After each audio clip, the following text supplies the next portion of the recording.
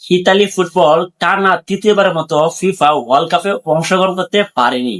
যে Italy FIFA world cup 4বার champion হয়েছে, ইতালির কাছে 4টা ফিফা ওয়ার্ল্ড কাপ ট্রফি রয়েছে, সেই ইতালি টানা তৃতীয়বার ফিফা ওয়ার্ল্ড কাপে অংশগ্রহণ করতে পারেনি। 2018 এবং 2022 এবং 2026 ফিফা ওয়ার্ল্ড কাপে কোয়ালিফাই করতে পারবে ইতালি ফুটবল। ইতালি ফুটবল 4বার চ্যাম্পিয়ন হয়েছিল। প্রথম চ্যাম্পিয়ন হয়েছিল 1934 সালে এবং দ্বিতীয় চ্যাম্পিয়ন হয়েছিল 1938 সালে ইউরুগুয়ের সাথে, এবং তৃতীয় চ্যাম্পিয়ন হয়েছিল 1982 সালে জার্মানির সাথে, এবং চতুর্থবার চ্যাম্পিয়ন হয়েছিল 2006 সালে ফ্রান্সের সাথে। ভাবেন একবার ভাই, ইতালি 4বার চ্যাম্পিয়ন আছে, 4বার ফিফা ওয়ার্ল্ড কাপ। সেই ইতালি এবারে 2026 ফিফা বিশ্বকাপে নেই।